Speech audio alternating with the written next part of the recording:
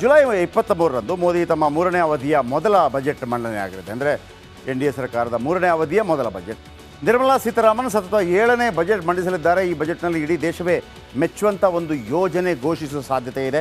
ಇದರ ಅಗತ್ಯ ಭಾಳ ಇದೆ. ನಾನು ಯಾವತ್ತೂ ಇದರ ಬಗ್ಗೆ ಹೇಳ್ತಾ ಇರ್ತೀನಿ. ಕೇಂದ್ರ ಸರ್ಕಾರದ ಆಯುಷ್ಮಾನ್ ಭಾರತ್ ಆರೋಗ್ಯ ವಿಮಾ ಯೋಜನೆಯನ್ನು ಮತ್ತಷ್ಟು ವಿಸ್ತರಿಸಲು ಮೋದಿ ನಿರ್ಧಾರ ಮಾಡಿದ್ದಾರೆ. ಆದರೆ ಆಯುಷ್ಮಾನ್ ಭಾರತ್ ವಿಸ್ತರಣೆ ಮಾಡಿದರೆ ಸಾಕಾಗೋದಿಲ್ಲ. ಅದು ಭಾಳ ಈಸಿಯಾಗಿ ಕೈಗೆಟುಕುವಾಗೆ ಮಾಡಬೇಕು. ಆ ಆಯುಷ್ಮಾನ್ ಭಾರತ್ ಹುಡುಕಾಡಿದಾಗ ಸತ್ತೋಗ್ಬಿಡ್ತಾನೆ ಮನುಷ್ಯ. ಹಂಗಾಗಬಾರ್ದು. Very easy. ಹೆಂಗೆ ಅಂತಂದರೆ ಸಾಧಾರಣವಾಗಿ ಈ ಮೆಡಿಕಲ್ ಇನ್ಶೂರೆನ್ಸ್ ಯಾರಾದರೂ ಮಾಡಿರ್ತಾರೆ ಗೊತ್ತಾ, 5 ಲಕ್ಷದ 1 ಲಕ್ಷದ ಹಿಂಗೆ ಚೀಟಿ ಕೊಟ್ಟರೆ ಆ ಕಾರ್ಡ್ ಕೊಟ್ಟರೆ ಸಾಕು. ಡಾಕ್ಟ್ರುಗಳು ನರ್ಸ್ಗಳು ದಬ ದಬ ದಬ ದಬ ದಬ ಅವರೇ ಮಾಡಿಬಿಡ್ತಾರಲ್ಲ, ಆ ಥರ ಇರಬೇಕು. ಮುಂದಿನ 3 ವರ್ಷಗಳಲ್ಲಿ ಈ ವಿಮೆಯ ಫಲಾನುಭವಿಗಳ ಸಂಖ್ಯೆಯನ್ನು ದ್ವಿಗುಣಗೊಳಿಸುವ ಗುರಿಯನ್ನು ಕೂಡ ಹಾಕಿಕೊಂಡಿದ್ದಾರಂತೆ. ಬನ್ನಿ ಇದರ ಬಗ್ಗೆ ಒಂದು ಮಾಹಿತಿ ಏನದು ಅಂತ ಹೇಳಿ ನೋಡಿ. ವೃದ್ಧರಿಗೆ ಆರೋಗ್ಯ ಭಾಗ್ಯ ಕೊಡ್ತಾರೆ.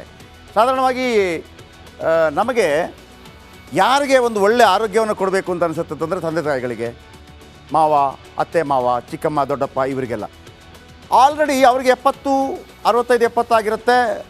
ಇನ್ಶೂರೆನ್ಸ್ ಕಂಪನಿಲಿ ಅವ್ರಿಗಿಲ್ಲ ಅಂತ ಹೇಳ್ಬಿಡ್ತಾರೆ. ಮಹತ್ವಾಕಾಂಕ್ಷಿ ಉಚಿತ ಆರೋಗ್ಯ ವಿಮೆ ಶೀಘ್ರ ಜಾರಿ ಮಾಡ್ತಾರಂತೆ ನರೇಂದ್ರ ಮೋದಿ ಅವರು. ಆರೋಗ್ಯ ವಿಮೆ ಫಲಾನುಭವಿ ಸಂಖ್ಯೆ ಹೆಚ್ಚಳ ಮಾಡೋದಕ್ಕೆ ನಿರ್ಧಾರ ಮಾಡಿದ್ದಾರಂತೆ.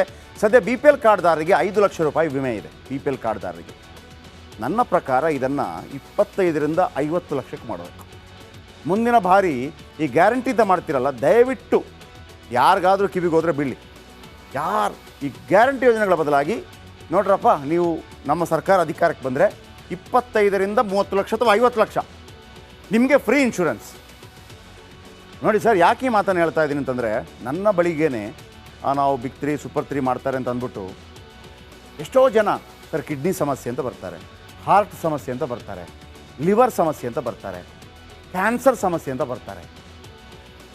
ಸರ್ ನಾವು ಎಷ್ಟೇ ಯೂಸ್ ಮಾಡಿಕೊಟ್ಟಿದ್ರು ಕೂಡ ಅದು ಒಂದು 2-3 ಲಕ್ಷಕ್ಕಿಂತ ಜಾಸ್ತಿ ಮಾಡೋಕ್ಕೆ ನಮ್ಮಿಂದ ಸಾಧ್ಯ ಇಲ್ಲ.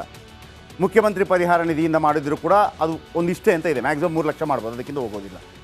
ಹೆಂಗೆ ಅನ್ಸುತ್ತೆ ಅಂದರೆ, ಕಿಡ್ನಿ ಫೇಲಾಗಿ ಯಾರೋ ಬಡವ ಬಂದ, ಹಾರ್ಟ್ಗಾದರೂ ಕೆಲವು ಕಡೆ ಇದೆ, ಲಿವರ್ ಗಿವರ್ದು ಬಂದ, ಹೆಂಗೆ ಅನ್ಸುತ್ತೆ ಅಂದರೆ ನಾವು ಇವನ್ನ ಸಾಯೋದಕ್ಕೆ ಬಿಟ್ಟಿದ್ದೀವಿ. ಅವರಿಗೆ 25 ಲಕ್ಷದ ಅಥವಾ 25 ಲಕ್ಷ ಅಥವಾ 50 ಲಕ್ಷದ ಒಂದು ಇನ್ಶೂರೆನ್ಸ್ ಇದೆ ಅಂತ ಏನಾದರೂ ಅವರ ಮನಸ್ಸಲ್ಲಿದ್ದರೆ ಬದುಕ್ತಾನೆ ನೋಡ್ರಿ ಆ ಮನುಷ್ಯ. ಆ ಧೈರ್ಯದಲ್ಲೇ ಬದುಕಿಬಿಡ್ತಾನೆ. ಈ ಹಿಂದೆ ಕುಮಾರಸ್ವಾಮಿ ಅವರು ಜನತಾದಳ ಅಂದರೆ ಹೋದಾಗ ನಾವು ಹೇಳಿದ್ವಿ ಅವರಿಗೆ, ಅವರು 15 ಲಕ್ಷ ತನಕ ಹೋಗಿದ್ರು. ಅಂದರೆ ನಾವೇ ಕೊಡ್ತೀವಿ, ಒಂದು 3,000 ಕೋಟಿ ನಾವೇ ಪ್ರತಿಯೊಬ್ಬರಿಗೂ ಕೂಡ ಅದರ ವಿಮೆ ಕಟ್ತೀವಿ, ಕಂತು ಕಟ್ತೀವಿ ಅಂತ ಹೇಳಿ. ಸರ್ಕಾರಗಳು ದಯವಿಟ್ಟು ಮಾಡಬೇಕು. ನರೇಂದ್ರ ಮೋದಿಯವರು ಮಾಡಿದ್ದಾರೆ, 1 ರೂಪಾಯಿ ಕಟ್ಟಿ, 12 ರೂಪಾಯಿ ಕಟ್ಟಿ, 2 ಲಕ್ಷ. ಅದು ಯಾವುದಕ್ಕೂ ಸಾಲೋದಿಲ್ಲ. ಒಬ್ಬ ಸತ್ತಾಗ 2 ಲಕ್ಷ ಸಿಗುತ್ತೆ, ಸಾಧ್ಯನೇ ಇಲ್ಲ ಸರ್. ಅಟ್ಲೀಸ್ಟ್ ಒಂದು 25 ಲಕ್ಷ ಆದರೂ ಕೈಗೆ ಸಿಗಬೇಕು ಆ ಫ್ಯಾಮಿಲಿಗೆ. ಇಲ್ಲ ಅಂತಂದರೆ ಇದು ಭಾಳ ದೊಡ್ಡ ದುರಂತವಾಗಿ ಪರಿಣಮಿಸುತ್ತೆ. ಕಾಂಗ್ರೆಸ್ ಆಗಲಿ BJP ಆಗಲಿ ಗ್ಯಾರಂಟಿ ಯೋಜನೆಗಿಂತ ಮುಂದಿನ ಬಾರಿಯ ಗ್ಯಾರಂಟಿ ಹೆಂಗಿರಬೇಕಂದ್ರೆ ಮಿನಿಮಮ್ 25 ಲಕ್ಷ ಇನ್ಶೂರೆನ್ಸ್ ಅಪ್ಪ ಪ್ರತಿಯೊಬ್ಬರಿಗೂ ಕೂಡ.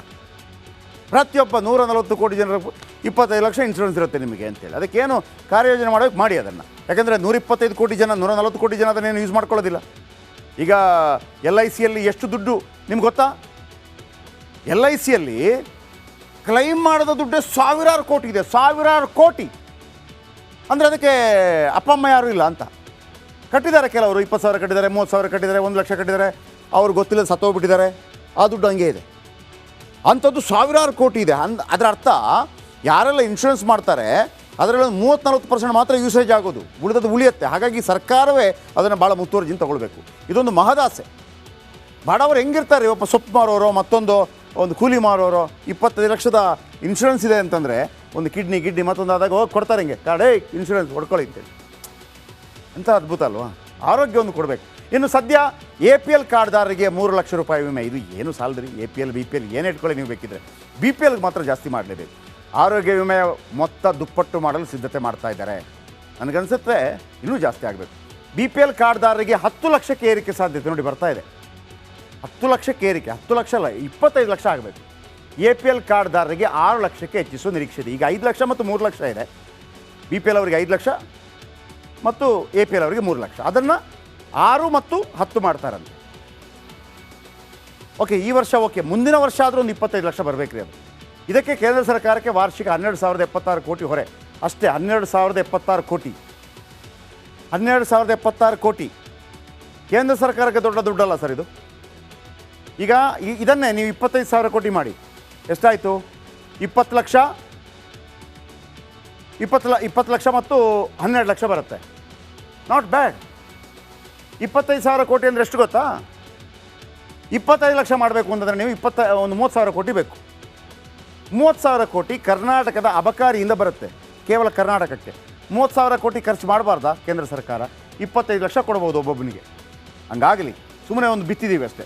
ಇನ್ನು ದೇಶದ 2/3 ಜನ ಉಚಿತ ವಿಮೆ ವ್ಯಾಪ್ತಿಗೆ ಬರ್ತಾರೆ. 2/3 ಅಂದರೆ 90 ಜನ ಇದ್ದರೆ 60 ಜನರಿಗೆ ಸಿಕ್ಕತ್ತೆ. ಸಾಕ್ಬಿಡಿ. ಈಗಲೂ ನೆಕ್ಸ್ಟ್ BJPನೋ ಕಾಂಗ್ರೆಸ್ಸೋ ಅಥವಾ ಲೋಕಲ್ ಗೌರ್ಮೆಂಟೋ, ಈಗ ನೀವು ಮಾಡ್ತಿದ್ದೀರಲ್ಲ 60,000 ಕೋಟಿ ಫ್ರೀ ವಿಮೆ ಯೋಜನೆಗೆ, 30,000 ಕೋಟಿ ಎತ್ತಿಡಿ ಸರ್. 25 ಲಕ್ಷ ಪ್ರತಿಯೊಬ್ಬರಿಗೆ ವಿಮೆ ಅಂತ ಹೇಳಿ. ಇಷ್ಟು ಬರೋದಿಲ್ಲ. ಇದು ದೇಶಕ್ಕೆ ಬರೋದು 30,000 ಕೋಟಿ. 10,000 ಕೋಟಿಯಲ್ಲಿ ವಿಮೆ ಬಂದುಬಿಡುತ್ತೆ. 25 ಲಕ್ಷ ಕೊಡ್ಬೋದು. 25 ಲಕ್ಷ ಬಡವರಿಗೆ ವಿಮೆ ಅಂತಂದರೆ ಏನು ರೀ, ತಮಾಷೆನಾ? ಇನ್ನು 70 ವರ್ಷ ಮೇಲ್ಪಟ್ಟವರಿಗೆ ಉಚಿತ ಆರೋಗ್ಯ ವಿಮೆ ಇರುತ್ತಾ? ಇದೊಂದು ಬೇಕು. 70 ವರ್ಷದವರಿಗೆ ಇಲ್ವೇ ಇಲ್ಲ. ಮುದುಕ ಬೇಡ ಹೋಗ, ಹೆಂಗಾಗತ್ತೆ ಸರ್? ನಾವು ಏನು ಚಿಕಿತ್ಸೆ ಕೊಡಬೇಕಾಗಿರೋದು ಅವ್ರಿಗೆ, ಉಳಿದವರಿಗೆ ಸಿಕ್ಬಿಡ್ತದೆ. ಹಾಗಾಗಿ ನೋಡಿ ವೀಕ್ಷಕರೇ, 12,000 ಕೋಟಿ ಕೊಟ್ಟರೆ 10 ಲಕ್ಷ ಮತ್ತು 6 ಲಕ್ಷ ವಿಮೆ ಸಿಗತ್ತಂತೆ ಬಡವರಿಗೆ ಮತ್ತು ಸ್ವಲ್ಪ ಸಿರಿವಂತರಿಗೆ. ಅದನ್ನು ಡಬಲ್ ಮಾಡಿದರೆ 20 ಮತ್ತು 12 ಲಕ್ಷ ಮಾಡಿ. ಅದು ಬಿಟ್ಟಾಕಿ. ಅಷ್ಟು ದುಡ್ಡು ಬೇಕಿರೋದು ಇಡೀ ದೇಶಕ್ಕೆ. ಇಲ್ಲಿ ಸಿದ್ದರಾಮಯ್ಯನವರಿದ್ದಾರೆ, ಕುಮಾರಸ್ವಾಮಿಯವರಿದ್ದಾರೆ, ಅಥವಾ ಯಡಿಯೂರಪ್ಪನವರಿದ್ದಾರೆ, ದೇವೇಗೌಡರಿದ್ದಾರೆ.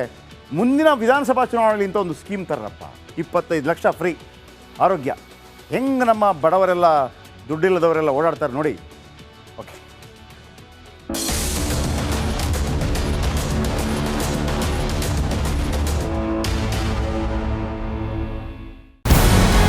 ನಮಸ್ಕಾರ.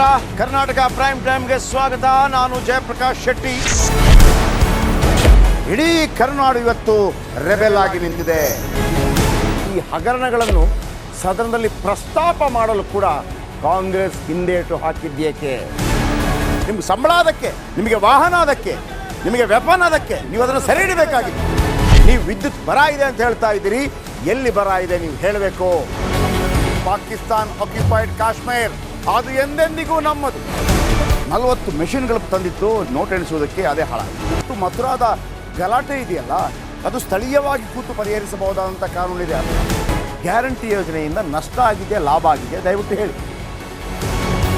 Dawood Ibrahim most wanted criminal ಯಾವಾಗಾದ ಅಂದರೆ ಇಲ್ಲಿ ತನಕ ಭಾರತ ದೇಶದಲ್ಲಿ ಓರ್ವ ದಲಿತ ಪ್ರಧಾನಿಯಾದಂಥ ಇತಿಹಾಸವೇ ಇಲ್ಲ. ರಿಪಬ್ಲಿಕ್ ವರ್ಲ್ಡ್ ಆಪ್ ಇದು ಕೇವಲ ಅಪ್ಲಿಕೇಶನ್ ಅಲ್ಲ, ಸಮಗ್ರ ಸುದ್ದಿಗಳ ಸಂಪರ್ಕ ಮಾರ್ಗಕ್ಕೆ ಕ್ರಾಂತಿಕಾರಿ ಬದಲಾವಣೆ. ರಿಪಬ್ಲಿಕ್ ವರ್ಲ್ಡ್ ಆಪ್ ಕೇವಲ ಸುದ್ದಿ ಅಪ್ಲಿಕೇಶನ್ ಅನ್ನ ಪರಿಚಯ ಮಾಡ್ತಾ ಇಲ್ಲ, ಬದಲಾಗಿ ಡಿಜಿಟಲ್ ಸುದ್ದಿ ಬಳಕೆಯ ಹೊಸ ಯುಗಕ್ಕೆ ನಾಂದಿ ಹಾಡ್ತಾ ಇದೆ. ಇದೊಂದು ಬ್ರೇಕಿಂಗ್ ನ್ಯೂಸ್, ಪ್ರಭಾವಶಾಲಿ ಕಾರ್ಯಕ್ರಮಗಳಿಗೆ ಗಟ್ಟಿಯಾದ ವೇದಿಕೆ. ರಿಪಬ್ಲಿಕ್ ವರ್ಲ್ಡ್ ಅಪ್ಲಿಕೇಶನ್ ಈಗ ಲೈವ್ ಆಗಿದೆ. ಗೂಗಲ್ ಪ್ಲೇ ಸ್ಟೋರ್ ಮತ್ತು ಆಪಲ್ ಆಪ್ ಸ್ಟೋರ್ ಎರಡರಲ್ಲೂ ಲಭ್ಯವಿದೆ. ಈಗಲೇ ಡೌನ್ಲೋಡ್ ಮಾಡಿ.